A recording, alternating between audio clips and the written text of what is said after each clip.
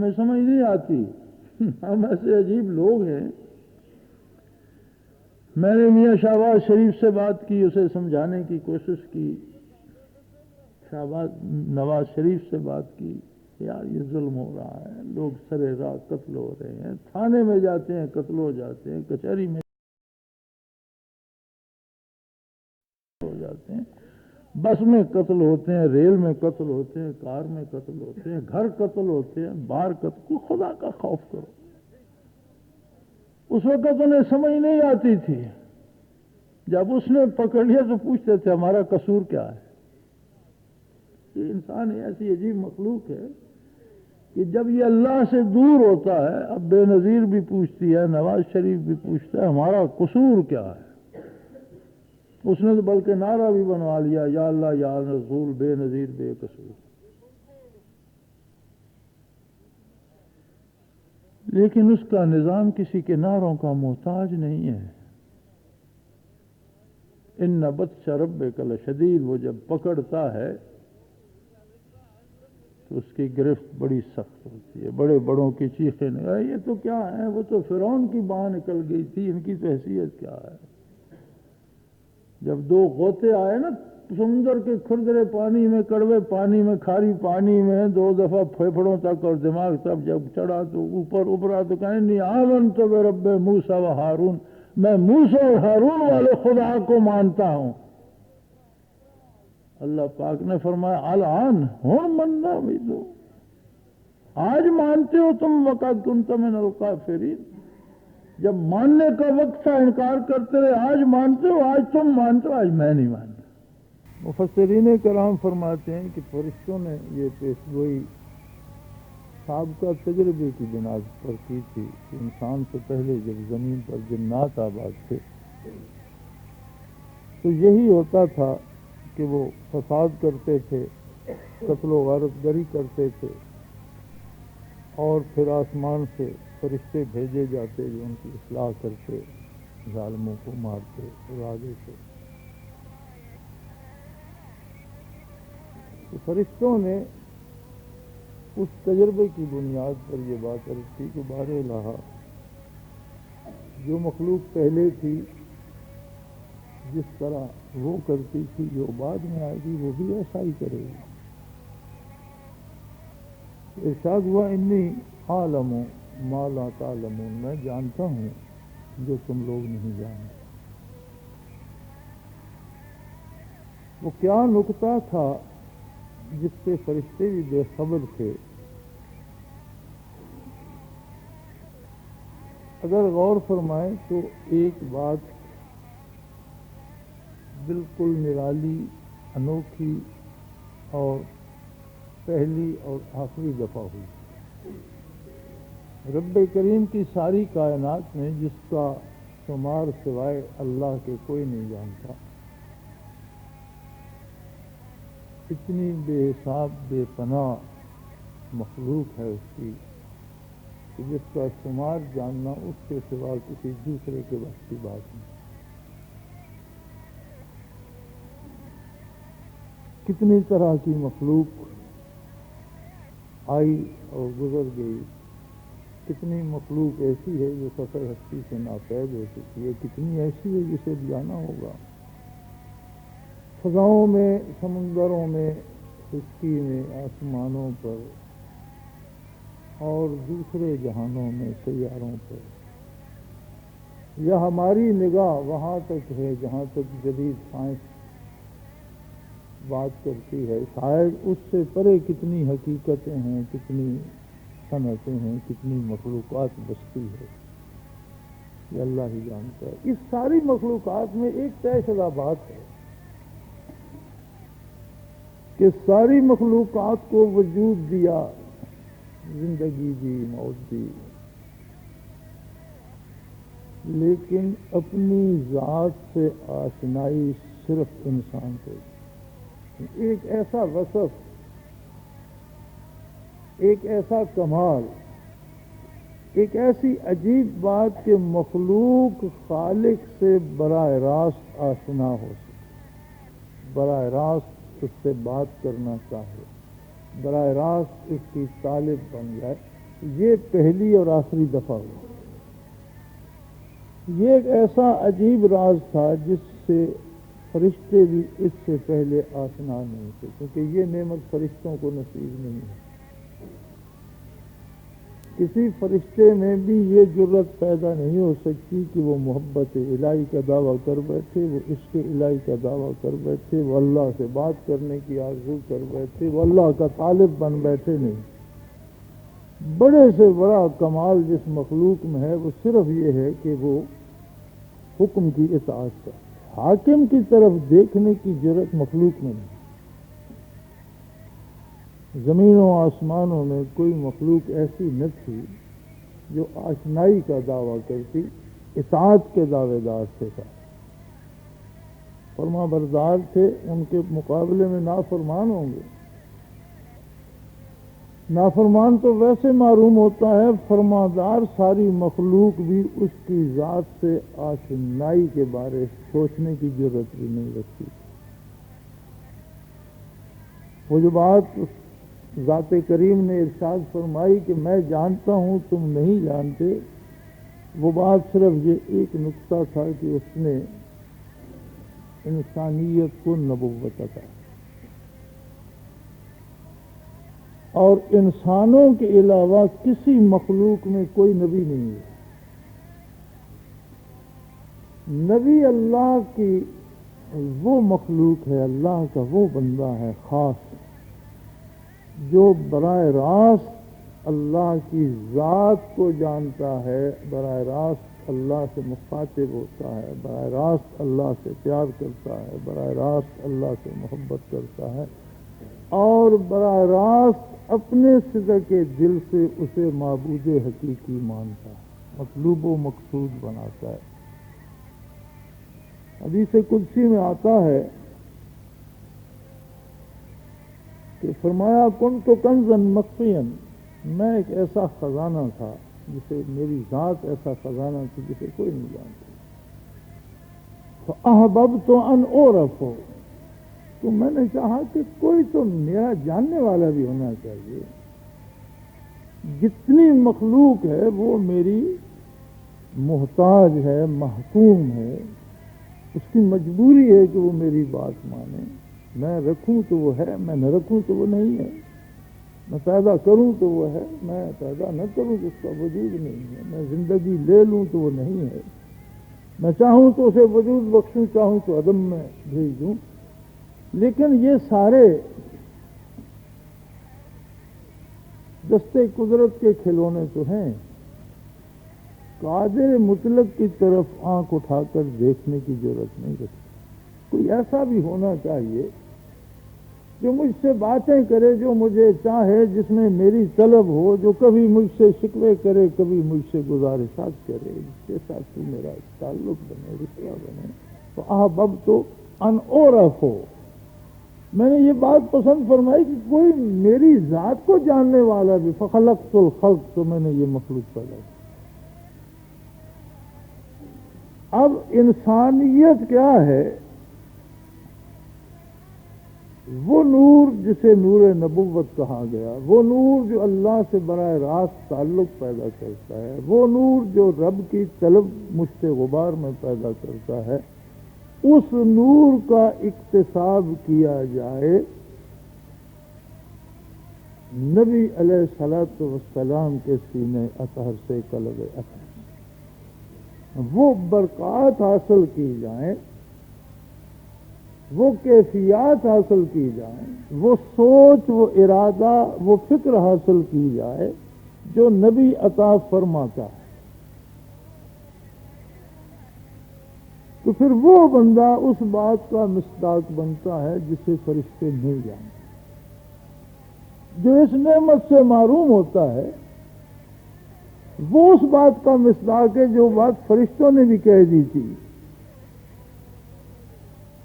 قالوا وتجعل فيها من يفسد فيها ويسفك الدماء، بہر الہ آپ اور ایک مخلوق پیدا کرنا چاہتے ہیں جو اور قتل و غارت گری کرے گی اور خون بہائے گی اور زمین پر ظلم ہوگا۔ اب آپ اندازہ فرما لیجئے کہ انسان پہلے انسان ہے، اس کے بعد مومن و کافر ہے، اس کے بعد مزید فرقہ بندیاں آتی ہیں۔ فرقے دنیا میں دو ہی ہیں، مومن اور کافر، باقی سب بناچے ہیں۔ کافر ہر حال کافر ہے، خواہ وہ اپنے فرقے کا کوئی نام رکھتے، اور مومن بہر حال مومن ہے، اس کا کوئی نام رکھتے نہیں۔ دو ہی جماعتیں ہیں، شیطان کی اور اللہ کی۔ ان کی پہچان میرا دعویٰ نہیں ہے، ان کی پہچان ان کا کردار ہے۔ جس میں بھی اللہ کی طلب موجود ہے، جس میں بھی یہ آرزو موجود ہے کہ میں رب سے ملوں، میں رب کو دیکھوں، میں رب سے بات کروں، میں پہچانوں مالک کو، وہ مومن ہے۔ جو اس بات سے یکسر خالی ہے، اپنی بڑائی منوانا چاہتا ہے، اپنے آپ کو منوانا چاہتا ہے، اپنی بات دوسروں پہ مسلط کرنا چاہتا ہے، وہ مومن ہے۔ اب اس کا نام کوئی آپ رکھ لیں، کچھ بھی رکھ لیں۔ جتنا فساد ہوتا ہے وہ اس بات پہ ہوتا ہے، ہر آدمی اپنی بڑائی میں گرفتار ہو جاتا ہے، اور جتنا امن اور جتنا آبرومندانہ اور جتنا نیک کام ہوتا ہے وہ اس بات میں ہوتا ہے کہ بڑائی اللہ کے لیے ہے، ہمیں تو اس کی طلب میں جینا ہے، مرنا ہے۔ اور یہ بیماریاں اسی طرح اس چھوٹے پن سے شروع ہوتی ہیں۔ اب آپ نے یہ دیکھ لیا، یہ لاؤڈ سپیکر کا نظام، آدھے منٹ کا 1 سیکنڈ کا کام کیوں نہیں ہوا؟ میں نے بارہا گزارش کی ہے کہ ہم نے صاحب نہیں بنانے، اور ہمیں صاحبوں کی ضرورت نہیں ہے۔ لکھ کر بورڈ لگائے ہیں کہ کسی نام کے ساتھ صاحب کی لعنت نہ لگایا کرو، لیکن سارے صاحب ہو گئے ہیں۔ جب سارے صاحب ہیں تو کام کون کرے گا؟ صاحب تو کام نہیں کرتے۔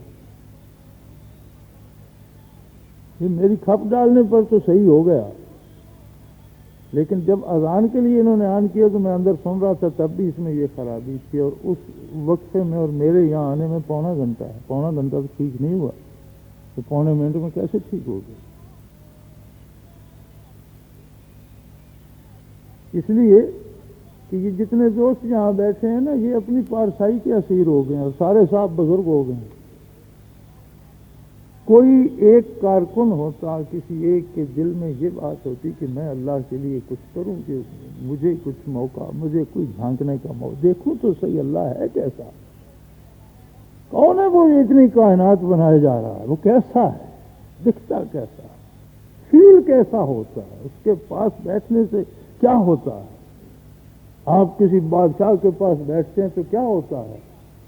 آپ کسی افسر کے پاس جاتے ہیں تو کیا ہوتا ہے؟ آپ کسی فقیر کی کٹیا میں بیٹھتے ہیں تو کیا ہوتا ہے؟ مختلف فیلنگز آتی ہیں نا۔ تو کسی کو یہ چسکا پڑ جائے کہ اللہ کے پاس بیٹھا ہے، وہ کیا ہوتا ہے؟ پھر پتہ تو چلے وہ کیسا ہے، وہ کیا کر رہا ہے، کہ کس طرح اتنی مخلوق کو سنبھالے ہوئے سے، پھر وہ صاحب نہیں بنتا، اور وہ طالب بنتا ہے۔ اور طالب صاحب نہیں ہوتے، طالب تو طالب ہوتے ہیں۔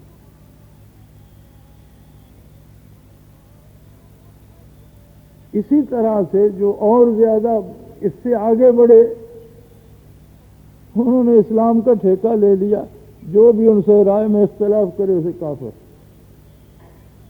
وہ خواہ کتنا نیک آدمی ہو، کتنا صحیح العقیدہ ہو، اسے اپنی رائے رکھنے کا حق نہیں ہے۔ جو ہم کہتے ہیں وہی اسے مانے، ورنہ نہیں مانے گا تو کافر۔ اس سے آگے جو گر گئے، انہوں نے دوسروں کو قتل کرنا شروع کر دیا۔ اب اسلام کی ایک نئی ورشن دیکھیے کہ جی ہم نے 17 بندے مار دیے۔ میں اخبار میں بھی دیکھ رہا تھا کہ ان میں میرے خیال میں وہ جو 17 بندے قتل ہوئے ہیں، ان میں 8-7 تو بالکل چھوٹے چھوٹے بچے ہیں۔ اب بچے کا جو مکلف ہی نہیں، اس کا کون سا عقیدہ اور کون سا مذہب؟ بچوں کو تو اللہ کریم بھی بے دریغ دوزخ میں نہیں ڈالیں گے، خواہ وہ کافر کا بچہ ہو، اس جرم میں دوزخ میں نہیں جائے گا کہ یہ کافر کا بچہ کیوں ہے، وہ مکلف نہیں ہے۔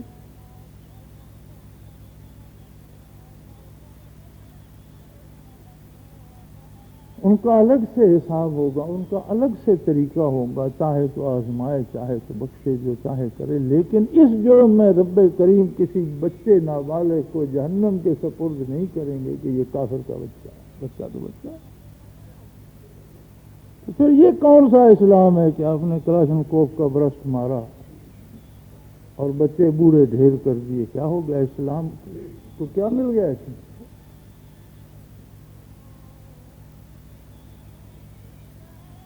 یہ اسلام نہیں ہے۔ اور یہ بھی مت بھولیے کہ یہ جو ہماری لمبے سجدے ہیں اور ہماری تسبیحات کی کثرت ہے اور ہماری نمازیں ہیں، یہ کوئی اسلام کی ریکوائرمنٹ ہے؟ یہ اسلام کی ضرورت نہیں ہے۔ عبادات اللہ کی ضرورت نہیں ہے، عبادات اسلام کی ضرورت نہیں ہے، عبادات بندے کی اپنی ضرورت ہے کہ عبادت سے اس کا کوئی ضمیر صاف ہو، اس کا دل پالش ہو، اس کے مزاج سے زنگ اترے، اور وہ ان برکات، ان انوارات کو لینے کی اہلیت اسے نصیب ہو جو قلب اطہر رسول اللہ صلی اللہ علیہ وسلم سے تقسیم ہوتی ہے۔ یعنی عبادت خود بندے کی ضرورت ہے۔ اور یہ جو آپ کو آج کے مولوی نے کہہ دیا کہ ثواب مر کر ملے گا، یہ بھی دھوکہ ہے۔ ثواب نقد ملتا ہے اور یہیں ملتا ہے، اور جس کو یہاں نہیں ملتا اسے کہیں بھی نہیں ملے گا۔ رب کریم بندے کو حکم دیتا ہے، اللہ کا نبی بندے کو حکم دیتا ہے صلی اللہ علیہ وسلم کہ مزدور کی مزدوری پسینہ خشک ہونے سے پہلے ادا کر دو، اور خود ساری عمر کا ادھار کرتا ہے۔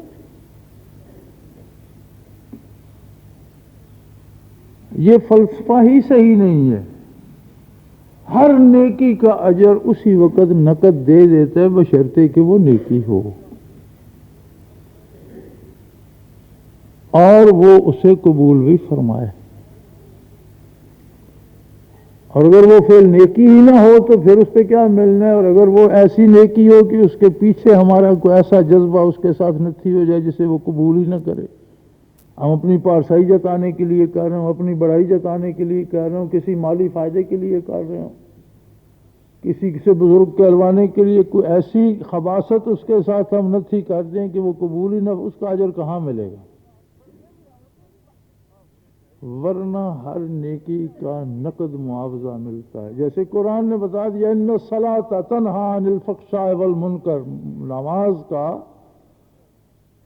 صلاۃ کا نقد معاوضہ یہ ہے کہ بے حیائی اور برائی سے روک دیتی ہے۔ یہ نقد معاوضہ ہے، یہی ثواب ہے۔ اب جو بے حیائی سے رک جائے گا، برائی سے رک جائے گا، تو اس کا مطلب ہے وہ با حیا ہو جائے گا، اور حیا تو انبیاء کی صفت ہے۔ اس کا مطلب ہے وہ گناہ سے نکل کر پاکی کی طرف چلا جائے گا، اور پاک اور با حیا لوگوں کو تو تجلیات باری نصیب ہوتی ہیں، جمال باری نصیب ہوتا ہے، اسے تو اس کے الہی، محبت الہی، طلب الہی نصیب ہوگی۔ اور اگر یہ نہیں ہے تو پھر یا تو ہم عبادت کر ہی نہیں رہے، چونکہ عبادت کے لیے دو قاعدے ہیں۔ ایک، وہ کام کیا جائے جس کے کرنے کا اللہ نے حکم دیا، اپنی طرف سے ایجاد کر کے کیا ہے تو عبادت نہیں ہے۔ عبادت کمال اطاعت کرنا، اس طریقے سے کیا جائے جس طریقے سے اللہ کے رسول نے کرنا سکھایا ہے، اللہ کے حکم کے مطابق ہو اور نبی علیہ الصلوۃ والسلام کے طریقے کے مطابق ہو۔ ان دو باتوں میں سے کوئی بات بھی اس سے فوت ہو جائے تو عبادت نہیں رہتی۔ پھر اس کے ساتھ بندے کا یقین، ایمان اور خلوص ہو، کھری ہوگی چیز تو وہ کریم ہے، ضرور قبول فرمائے گا۔ اگرچہ بندے کی حیثیت کیا ہے، ہمیں تو اپنی نمازوں پہ بڑا فخر ہوتا ہے نا، لیکن ہم نے کبھی اہل اللہ کے حالات پڑھے ہیں کہ اللہ کے بندے عبادت کس خلوص سے، کس خشوع و خضوع سے، کس طریقے سے کرتے ہیں؟ کبھی ہم نے صحابہ کرام کو دیکھا، کبھی پڑھا، کبھی سمجھنے کی کوشش کی؟ جس بارگاہ میں قیام میں کھڑے کھڑے محمد الرسول اللہ کی قدوم مبارک متورم ہو جائیں، اشقائے مبارک ریش مبارک کو بھگو کر ٹپک کر سینے اثر کو تر کر دے، جس میں نبی علیہ الصلوۃ والسلام کے اتنے طویل سجدے شامل ہوں، حضرت عائشہ صدیقہ رضی اللہ عنہا فرماتی ہیں کہ ہمیں خیال گزرتا تھا کہ حضور شاید اسی ایک سجدے میں رات گزار دیں گے۔ میری آپ کی نمازوں کی وہاں حیثیت،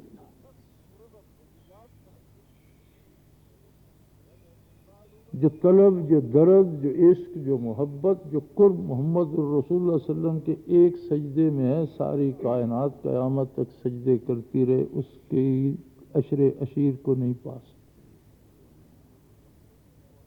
جہاں فرشتے سجدے کرنے سے لرزتے ہوں، جہاں انبیاء سجدے کر کے استغفار پڑھتے ہوں، جہاں زمینیں کانپتی ہوں، آسمان کانپتے ہوں، عرش لرزتے ہوں، وہاں میں نے اور آپ نے کیا کیا کہ ہم اس پہ اتراتے پھرتے ہیں اور ہمیں اس پہ گھمنڈ ہو گئے کہ ہم عبادت کرتے ہیں۔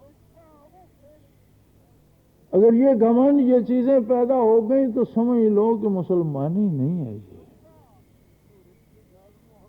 مسلمانی یہ ہے کہ اللہ کی عبادت نصیب ہو اور خلوص کے ساتھ، درد کے ساتھ نصیب ہو۔ اس کا نتیجہ یہ ہوتا ہے کہ آپ کو توفیق عمل ارزاں ہوتی ہے اور آپ دنیا میں اللہ کے بندوں کے لیے آسانیاں پیدا کرنے کا سبب بن جاتے ہیں۔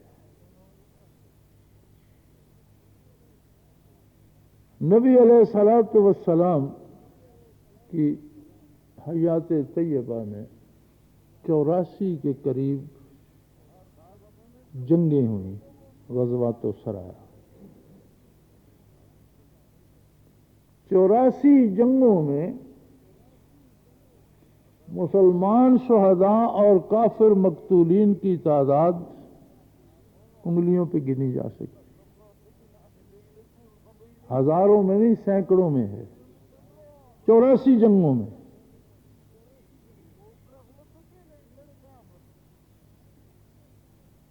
کافر کے ساتھ جنگ نہیں، جہاد ہوتا تھا، اور کافروں کو قتل کرنے کے لیے نہیں ہوتا تھا، ان کو بھی برائی سے بچانے کے لیے ہوتا۔ حضرت علی کرم اللہ وجہ الکریم کو ایک جہاد پہ بھیجتے ہوئے نبی کریم صلی اللہ علیہ وسلم نے ارشاد فرمایا کہ علی ایک بات یاد رکھنا، 1000 کافر کو بحالت کفر قتل کر دینے سے ایک کافر کو مسلمان بنا دینا اللہ کو زیادہ محبوب ہے۔ آپ فرماتے تھے میں اللہ کے بندوں کو اللہ کے غضب سے بچانے کے لیے آیا ہوں، لوگوں کو جہنم میں پھینکنے کے لیے۔ آپ نے فرمایا میری مثال ایسی ہے، ایک حدیث کا ترجمہ ہے، میری مثال ایسی ہے جیسے کسی نے جنگل میں آگ جلائی ہو اور بے شمار طرح کی مکڑ مکھیاں اس میں، وہ پروانے اس میں دھڑا دھڑ گرنا چاہتے ہیں، اور کوئی شخص بے تحاشا پکڑ پکڑ کر انہیں آگ سے بچا رہا اور دور لے جا رہا۔ وہ لوگ جو بے تحاشا جہنم کی طرف لپکتے ہیں، میں محنت کرتا ہوں کہ وہ جہنم سے بچ جائیں۔ یعنی اسلام کیا ہے؟ دوسروں کے لیے، نوع انسانی کے لیے ان کے حقوق، ان کے تحفظ، ان کی جان کی حفاظت، ان کے مال کے تحفظ، ان کی آبرو کی تحفظ کی فکر کرنا، دوسروں کی بات کرنا، دوسروں کی بہتری چاہنا، یہ تو اسلام ہے، اور یہی نبی علیہ الصلوۃ والسلام نے سکھایا ہے۔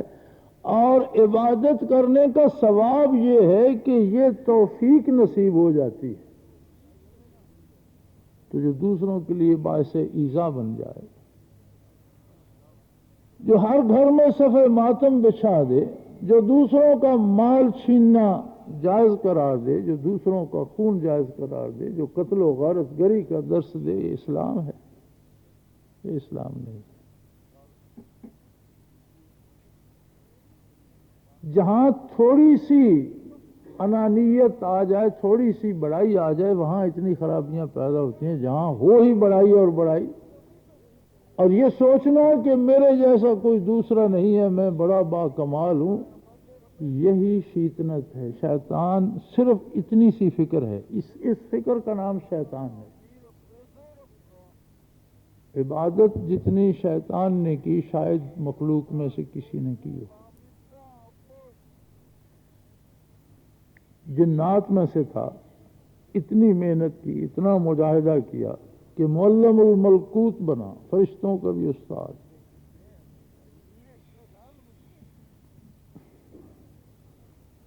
اور وہ درجہ حاصل تھا اسے آسمانوں پر کہ جب جنات زمین پر فساد کرتے تو اللہ کریم اسی ابلیس کو فرشتوں کے لشکر دے کر بھیجتے، اور امیر یہ ہوتا تھا کہ ان کی اصلاح کرو۔ زراہ تفاخر و فوج ملک، گہے بر زمین بود گہ بر فلک، کہ بڑے فخر کے ساتھ فرشتوں کی فوجوں کی قیادت کرتا ہوا کبھی زمینوں پہ ہوتا تھا، کبھی آسمانوں۔ پھر ہوا کیا؟ شیطنت کیا در آئی؟ شیطنت یہ تھی کہ جب آدم علیہ السلام کی تخلیق کا وقت آیا تو اس نے کہا انا خیر منہ، اس سے تو میں بہتر ہوں۔ یہ تو مٹی کا پتلا بنا دیا بار الہ تو نے، وہ خلقتنی من نار، مجھے آگ سے بنایا۔ مٹی تو ایک کمزور چیز ہے، ہر کوئی اسے رونتا ہے، اس پر لوگ پیشاب کرتے ہیں، اس پر مردار پھینک دیتے ہیں، اس میں جھیلیں بن جاتی ہیں، اس میں گندے کڑوے پانی ہے، اس میں آتش فشاں ہے، اس پر پہاڑ ہیں، جنگلات ہیں، جانور پھرتے ہیں۔ اور آگ تو صاف ستھری چیز ہے، اور ایک طاقت کا نام ہے آگ، جو سامنے آئے اسے تباہ کر دے، جلا دے، کوئی اس کا مقابل نہیں ہے۔ میں آگ سے پیدا ہوا ہوں، یہ مٹی کا پتلا آپ نے بنا۔ انا خیر منہ خلقتنی من نار و خلقتہ من طین، اس سے میں بہتر ہوں، میں اس سے اعلیٰ۔ یہی شیطنت ہے۔ آپ خود سوچئے، زمین پہ جتنا فساد ہوتا ہے، کیا دوسرے سے اپنی بڑائی منوانے کے لیے نہیں ہوتا؟ ابلیس میں اگر یہ بات آئی لمحے بھر کو تو وہ شیطان ہو گیا، اور ہم اس پہ عمر بسر کر دیں اور ہم مسلمان رہیں گے؟ یہ تو پتہ تب چلے گا جب آنکھ بند ہو۔ اس بات کا اندازہ تو قبر میں ہوگا، اس بات کا اندازہ تو روز حشر ہوگا کہ مسلمان کسے کہتے ہیں اور کون مسلمان ہے۔ اور اللہ نے یہ ساری مخلوق کن لوگوں کے لیے بنائی تھی، کن کو پیدا کرنا چاہتا تھا، اور ساتھ میں اتنے پیدا ہو گئے۔ وہ جن کے بارے اس نے فرمایا تھا انی اعلم ما لا تعلمون، فرشتوں سے بھی کہا تھا کہ تم ان باتوں کو نہیں سمجھ سکتے، تمہارے میں نہ وہ جذبات ہیں، نہ وہ فکر ہے، نہ وہ دماغ ہے، نہ وہ گرمی سردی ہے، نہ تم محبت سے آشنا ہو، نہ تمہیں دشمنی کی خبر ہے۔ تم تو روبوٹ ہو، میں نے بنا دیا اور جس پہ فکس کر دیا تم وہ کیے جا رہے ہو۔ مجھے تو اس مخلوق میں تو وہ مخلوق پیدا کرنے جا رہا ہوں جو اپنی پسند سے فیصلے کرے گی، اور مزہ اس وقت آئے گا کہ جب اپنا آپ ہار جائے گی لیکن میری بات نہیں ہارے گی۔ تمہارا کیا؟ تم تو روبوٹ ہو، تمہیں کیا پتا کہ درد کیا ہوتا ہے، تمہیں کیا پتا کہ ہجر میں بھی دکھ ہوتا ہے، تمہیں کیا پتا کہ وصال میں بھی لذت ہوتی ہے۔ تم تو خوشی سے بھی بے خبر ہو، غمی سے بھی آشنا نہیں، تمہیں صحت کی لذت کا احساس نہیں ہے، بیماری کے دکھ کی خبر نہیں ہے۔ تمہارا نہ کوئی اپنا ہے نہ کوئی بیگانہ۔ تم ان باتوں انی عالم ہو، یہ سب رموز میں جانتا ہوں، ما لا تعلمون، یہ تم نہیں جانتے، تمہیں وہ چیزیں میں نے دی نہیں ہیں، تمہیں وہ باتیں بتائی نہیں ہیں، تم کیسے جان سکتے ہو؟ میں تو ایک جیتا جاگتا، سوچنے سمجھنے والا، ہنسنے رونے والا، دوستی دشمنی کرنے والا، اپنے بیگانے بنانے والا، بیگانے اپنے جاننے والا، اس کا ادراک رکھنے والا، میں تو وہ مخلوق پیدا کرنا چاہتا ہوں جس میں قوت فیصلہ ہو، بھلے برے کی تمیز ہو، پھر وہ مجھے دیکھے، وہ میرے قریب آئے، اسے مجھ سے پیار ہو جائے، محبت ہو جائے، پھر وہ مجھے چھوڑ نہ سکے، اٹھ نہ سکے، جا نہ سکے، اسے بھوک ستائے تو بھی میرے در پہ رہے، سلطنت مل جائے تو بھی میرے دروازے سے نہ اٹھے، اسے زندگی مل جائے تو بھی میرے لیے جیے، اسے گردن کٹانی پڑے تو میرے نام پہ کٹا دے، سمجھوتے نہ کرے، خواہشات کا اسیر نہ ہو۔ وہ بدر میں ہو یا احد میں، وہ قادسیہ میں ہو یا کربلا میں، پتہ چلتا رہے کہ یہ بندہ کیا چاہتا ہے، یہ کس سمت جانا چاہتا ہے، اس کی آرزو کیا ہے جو خریدی نہ جا سکے، جسے کوئی دبدبہ، کوئی روب ختم نہ کر سکے، ان کے لیے بنا رہا۔ اور یہ باقی جو مخلوق فالتو ہے، شیطان نے کہا بار الہ مجھے تو نے رد تو کر دیا، لیکن میں تیرے ان بندوں کو ایسا گھیروں گا کہ آگے سے، پیچھے سے، دائیں سے، بائیں سے، ہر طرف سے میں انہیں گھیر لوں گا، یہ میری بات مانیں گے، آپ کی بات یہ نہیں مانیں گے۔ فرمایا میں نے جہنم پہلے سے بنا دی ہے، بندے بعد میں بنا رہا، جو تیرے ساتھ تیری بات مانیں گے انہیں بھی اور تجھے بھی میں نے تمہارے رہنے کی جگہ بنا دی ہے، جہنم میں ڈالوں گا، لیکن میری بات بھی سن لے،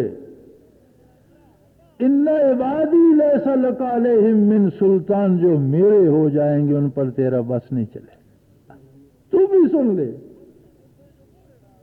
میں تجھے نہیں روکوں گا، میں تجھے زندگی دوں گا، مہلت دوں گا، جا تو جب تک قیامت قائم نہیں ہوتی تب تک دنیا میں رہے، زندہ رہے، تو تیری اولاد، تیرے ماننے والے سارے مل کر زور لگا لو، ان عبادی، یہ یقینی بات ہے جو میرے ہو جائیں گے، لیس لک علیہم من سلطان، تیرا ان پر بس نہیں چلے گا۔ یہ جو عبادی والے لوگ ہیں ان کے لیے دنیا بنی، ان کے لیے آخرت بنی، باقی تو اگر جانتے ہوتے تو اے کاش پیدا ہی نہ کیے گئے ہوتے، پیدا ہو کر دنیا میں رہ کر جہنم میں جانا اتنا آسان نہیں، جہنم کے بارے سوچنا دشوار ہے۔ اللہ جہنم سے اپنی پناہ میں رکھے۔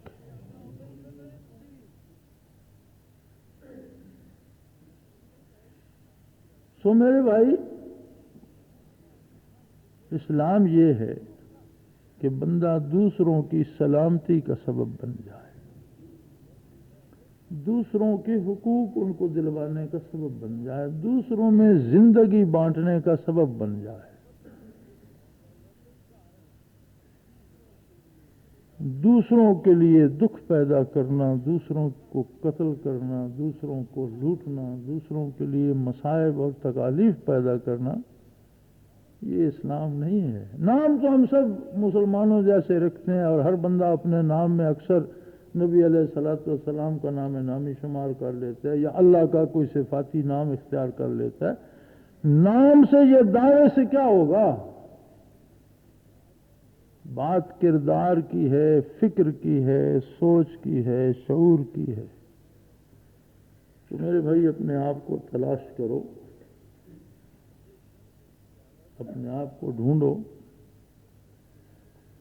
جب تک احساس و شعور زندہ نہ ہو یہ چھوٹے چھوٹے حادثات بات کو بڑے دور تک لے جاتے ہیں۔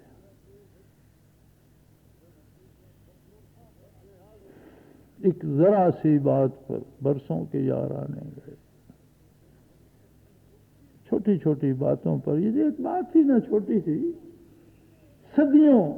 صدیوں ابلیس نے سجدے کیے زمینوں سے لے کر آسمانوں تک، ایک جملہ اگر کہہ ہی دیا کہ میں اس سے بہتر ہوں، تو 100 برس اس نے سجدے کیے۔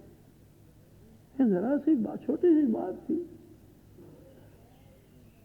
جو بات بھی محبوب کو گراں گزر جائے وہ کبھی چھوٹی نہیں ہوتی، اور بڑے سے بڑی بات جسے وہ درگزر کر دے وہ بڑی نہیں ہوتی۔ چھوٹے بڑے کا معیار یہ نہیں ہے کہ ہم کسے چھوٹا بڑا سمجھتے ہیں، چھوٹی بڑی کا معیار یہ ہے کہ اللہ کس بات سے ناراض ہوتے ہیں، اور سب سے بڑی بات جو اللہ کو ناپسند ہے وہ یہ ہے کہ اس کی مخلوق کے لیے مشکلات پیدا کی۔ ہمیں سمجھ نہیں آتی، ہم ایسے عجیب لوگ ہیں۔ میں نے میاں شہباز شریف سے بات کی، اسے سمجھانے کی کوشش کی، نواز شریف سے بات کی، یار یہ ظلم ہو رہا ہے، لوگ سرے راہ قتل ہو رہے ہیں، تھانے میں جاتے ہیں قتل ہو جاتے ہیں، کچہری میں ہو جاتے ہیں، بس میں قتل ہوتے ہیں، ریل میں قتل ہوتے ہیں، کار میں قتل ہوتے ہیں، گھر قتل ہوتے ہیں، باہر قتل۔ کو خدا کا خوف کرو۔ اس وقت انہیں سمجھ نہیں آتی تھی، جب اس نے پکڑ لیا تو پوچھتے تھے ہمارا قصور کیا ہے۔ یہ انسان ایسی عجیب مخلوق ہے کہ جب یہ اللہ سے دور ہوتا ہے، اب بے نظیر بھی پوچھتی ہے، نواز شریف بھی پوچھتا ہے ہمارا قصور کیا ہے۔ اس نے تو بلکہ نعرہ بھی بنوا لیا، یا اللہ یا رسول بے نظیر بے قصور۔ لیکن اس کا نظام کسی کے نعروں کا محتاج نہیں ہے۔ ان بطش ربک لشدید، وہ جب پکڑتا ہے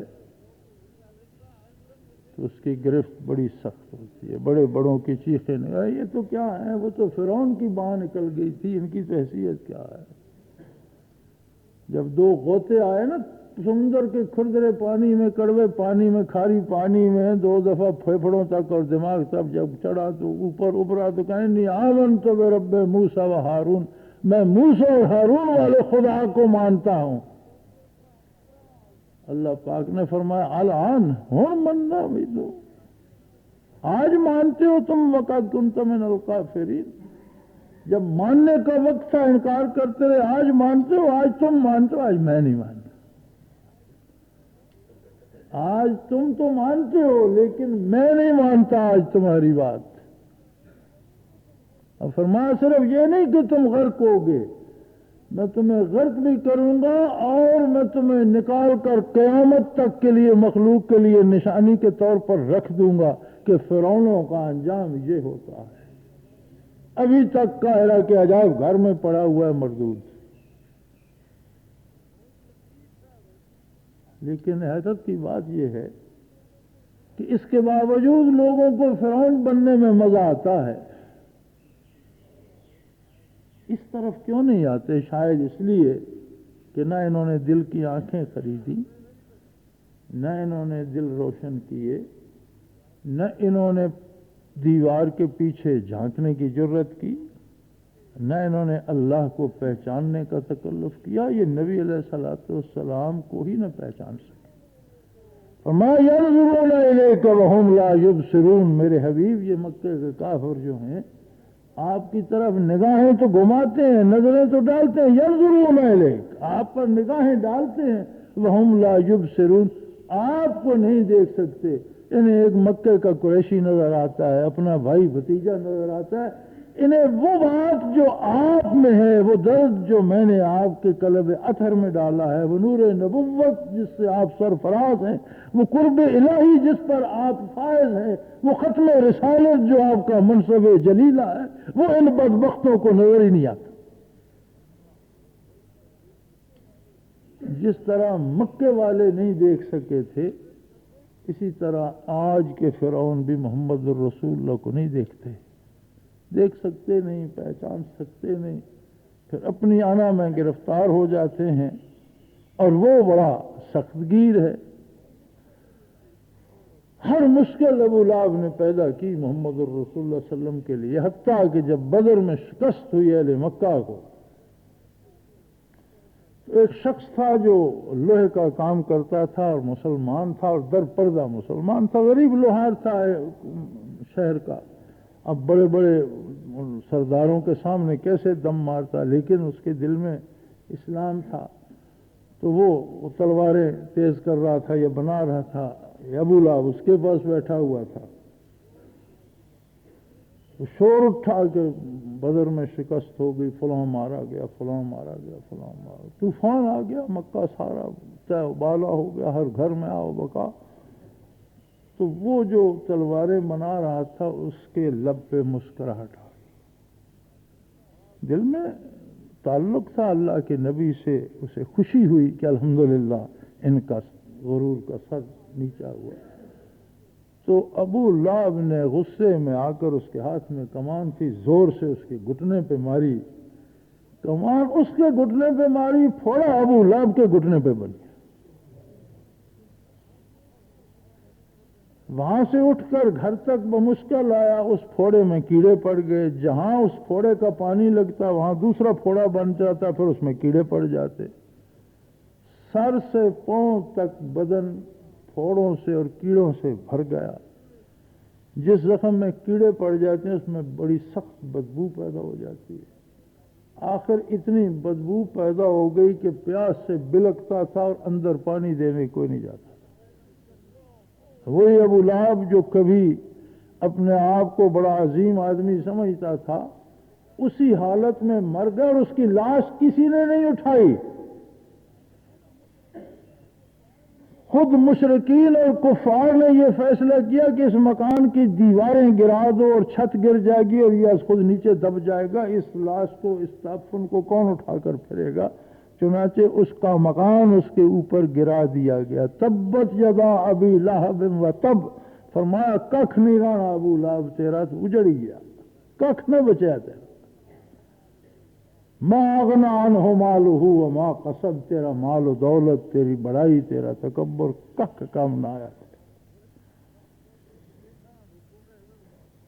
کوئی ایک بات نہیں ہے، ہر فرعون، ہر ابی لہب کا یہی انجام ہے، اور ہم دیکھ رہے ہیں یہاں بھی یہی روز یہی تماشا ہوتا ہے۔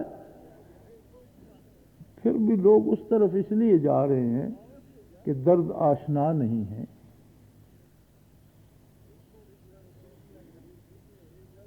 طلب نہیں ہے، عشق نہیں ہے، محبت نہیں ہے، اپنے آپ کو بڑا بنانا چاہتے ہیں، اپنے آپ ہی کو بڑا شیطان نے بنانا چاہا، اپنے آپ اپنی خود ستائی میں گرفتار ابو لہب کا یہ حشر ہوا، اپنی بڑائی میں گرفتار فرعون کا یہ حشر ہوا۔